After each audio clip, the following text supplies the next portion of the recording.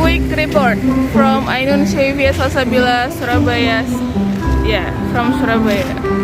Recently, our Prime Minister Education Minister Nadiem Makarim has decided to what is it?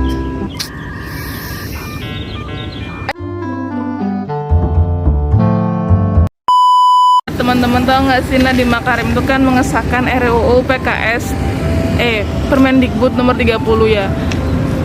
Dan di sini dalam rangka untuk mencegah pelecehan seksual, malah yang terjadi sebaliknya, yang timbul adalah malah pro dan kontra. Why? Karena ada beberapa frase yang ditemukan sedikit ambigu, karena di situ dijelaskan bahwasanya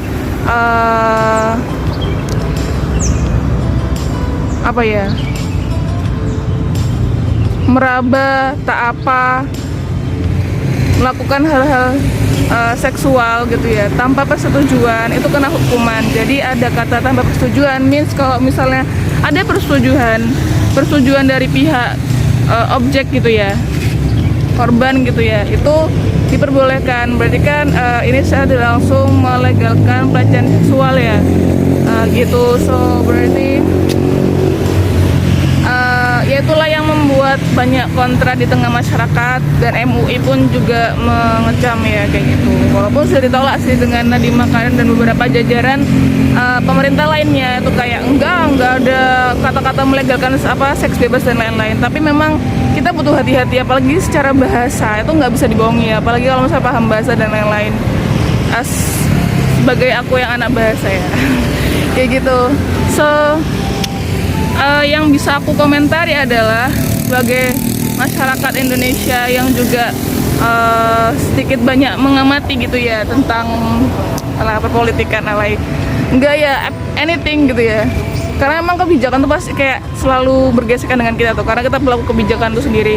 So kalau aku bisa mengkoreksi ya, sebenarnya kalau kita pahami banyak tuh regulasi-regulasi yang dibuat oleh pemerintah dalam pencegahan pelecehan seksual, tapi sama sekali tidak mengurangi yang namanya angka pelecehan seksual. Itu pertanyaannya. Seperti kan hal yang ada yang butuh dievaluasi dari semua regulasi-regulasi yang ada di negara ini kayak gitu kan. Ternyata kalau kita pahami, sebenarnya hasrat seksual itu tidak akan muncul jika tidak disulut ya, tidak disulut dengan apapun itu yang menyulut. Seperti contohnya kita tuh kayak lagi habis makan kenyang dan nggak lapar, ketika kita melihat tontonan-tontonan kayak mukbang makanan, tutorial masak, kita jadi lapar ya. Samalah seperti itu sih kita nafsu itu tersulut gitu. Jadi butuh juga pencegahan gitu ya, langkah preventif dalam menjaga setiap masyarakat itu untuk tidak tersulut dari tontonan-tontonan atau konsumsi-konsumsi yang dapat menyulut nafsu mereka seperti itu. Dan itu nggak lepas dari peran pemerintah dalam memfilter gitu ya semua bentuk-bentuk konsumsi atau tontonan gitu. Jadi ada langkah preventif seperti itu gitu guys, nggak cuman perkara laki atau perempuan yang salah seperti itu kan. Kalau kita tarik lebih jauh lagi, perkaranya bukan hal yang demikian. Soalnya yang namanya pelampiasan hawa nafsu seksual itu kan naluriah ya, itu dibutuhkan untuk meneruskan keturunan. Jadi tadi negara harus concern dalam menjaga yang namanya bentuk-bentuk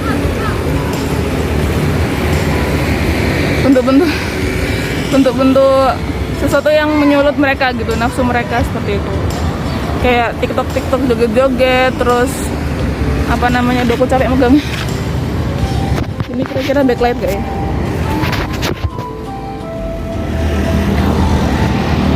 Backlight lah. Should I do then? Udah gini aja. Nah, sampai mana tadi? Ya gitu ya teman-teman. Jadi kayak tontonan itu kan butuh peran KPAI, Komisi Perlindungan KPAI. Bukanlah, ya itulah ya yang memberikan seleksi boleh nggak sih tontonan atau misal hal didengar visual atau yang didengar itu bisa dikonsumsi publik seperti itu. Itu butuh peran pemerintah. Dan untuk punya concern yang seperti itu tuh nggak sembarangan pemerintah yang bisa menerapkannya, kecuali pemerintah itu benar-benar perhatian gitu ya, perhatian sedetail itu gitu. Kalau misalnya kita melihat negara-negara lain, kayaknya semua pada melegalkan ya, secara tidak langsung kayak tontonan-tontonan seperti itu. Kalau misalnya di iklan-iklan di TV yang muncul cewek-cewek kayak gitu ya, apapun itu gitu kan ya. So semua kan pada kayak gitu, berarti kan belum ada yang seperti itu ya. Kalau misalnya aku boleh sharing gitu ya, ada sebuah sistem pemerintahan yang mana itu tentu bertanggung jawab dalam menjaga masyarakatnya gitu, apapun itu jaga masyarakatnya. Dan untuk bisa menjaga semaksimal itu dibutuhkan orientasi pemerintahan yang bagus gitu. Yang bagus kayak gimana? Yang konsisten, dalam artian yang konsisten ini kalau kita melihat dalam Islam gitu ya, kita dimanapun kapanpun harus mengikat ya semua aktivitas itu berdasarkan terikat dengan yang namanya syariat Islam gitu kan, karena semua aktivitas yang kita lakukan itu dipertanggungjawabkan di akhirat nanti gitu. Dan melihat demikian gitu ya, pemerintah, aku mau ngomong apa sih? Nah, pun ketika ngomongin masalah Islam pun punya gitu loh cara dalam mengatur negara atau sistem pemerintahannya sendiri yang mana itu konsisten dalam menjaga apapun yang dapat membahayakan masyarakatnya, dan menjaga juga menjaga masyarakat gitu ya dari bentuk-bentuk potensi buruk yang mereka akan lakukan atau hal-hal yang menimpa masyarakat itu juga seperti itu gitu. Bentuk pengabdian pemerintah yang seperti itu dilandaskan dengan akidah yang pertama, yang kedua otomatis ya ketakutan mereka kepada Allah SWT.